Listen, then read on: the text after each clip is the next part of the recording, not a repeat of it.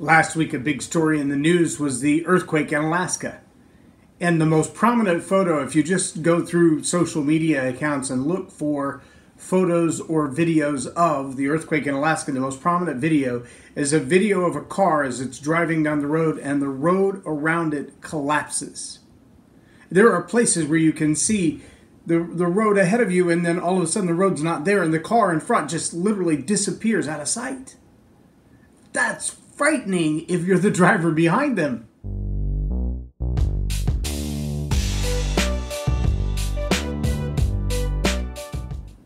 I'm J Loren Norris with Leading Leaders Podcast.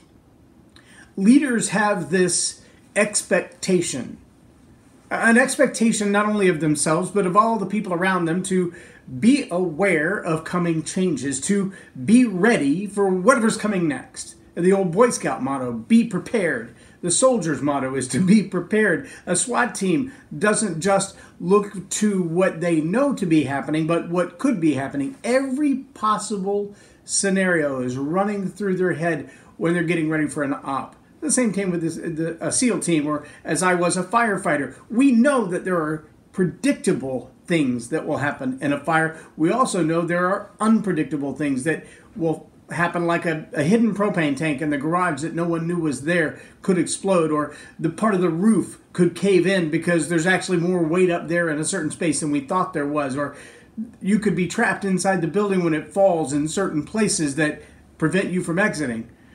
But professionals are trained, leaders are trained to anticipate that coming change. Most people go through life, they want to speed things up, like a teenager who says, I want to drive, I want to drive, I want to drive, I want to be an adult, I want to be an adult, I want to be an adult. They start at 10 or 12 wanting to be grown up, and then at 25 they're still going, hey Dad, can you pay my cell bill? Hey Dad, can you help me with my car insurance this month? And so they want to grow up, but they're not really prepared to grow up. And I think there are a lot of people who want to hasten the end of a relationship, or they want to move to early retirement. They want to hasten the end of their career. They want to move faster than life is moving now. Like life is too slow, but they don't realize that sometimes speeding up life brings you closer to a change you're not yet prepared for. Or what if you bring about that early retirement and then realize you didn't have as much money in your 401k as you thought?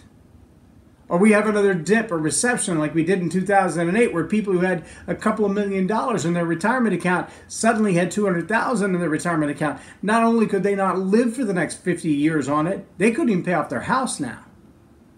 And those little things happen in life. We think we're prepared. We think we're ready for next or the end, and we realize we're not. We sever that relationship thinking, I'll never need that person again. And then we realize we desperately need that person again. Their insights, their wisdom, their understanding of us, their emotional commitment to us. But we were ready to move on, right?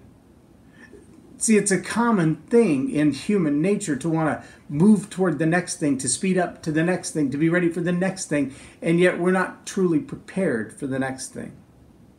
As a leader, part of my obligation as a leader is to be the one who stands in the road waving his arms and says, hang on, that earthquake made a giant hole in the road behind me. I'm just letting you know that if you keep going, you're going to drive right off of a cliff that you're not prepared for. You don't know that the destruction is there, but I've been there and I've seen it, and I'm telling you, you got to stop, turn around, find another way. As a firefighter, I would do the same thing. Whether it's a crash in the road, or it's the building is on fire, or everybody needs to get out, we have the smell of smoke or the smell of natural gas, you need to exit the building. It's amazing when you have that position, that badge of authority, that lighted vest, if you will, that people go, oh, okay, I trust you. But I'm telling you right now that there's another coming, another change, another transition that a lot of people are not ready for. This baby that we're about to celebrate at the end of December, this newborn who came into the world 2,000 years ago as the only begotten Son of God, as Jesus, the little baby in a manger that we put up in our nativity scenes. He's coming back, but not as a baby this time. This time he's coming as a king. a conquering king. And he says of himself, either you'll gather with me or you'll scatter abroad. You'll either be for me or you'll be against me. And if you're not for me, then you'll be crushed on the rocks and scattered like dust. There are a lot of people hastening the end of their life, some committing suicide, some just pushing really hard with the drugs and the alcohol and the partying and living a life as if there was no end, as if there was no next. And I'm throwing my arms up today to tell you, you better slow down or make a U-turn and head the other direction, because that cliff you're headed for right now is more than you are prepared for. And if you're not sure, am I ready for this coming change? Am I ready for this conquering king to replace the baby? If you're not sure of the answer to that question, send me a private message. We'll have a chat about it. I'd love to talk to you about it. But I'm telling you now, the road ahead is out. If you're not prepared for it, it is not going to be pretty. But I love you, and I want you to be ready. I'm J Loren Norris with Leading Leaders Podcast for Tell It Like It Is TV. Have a blessed day.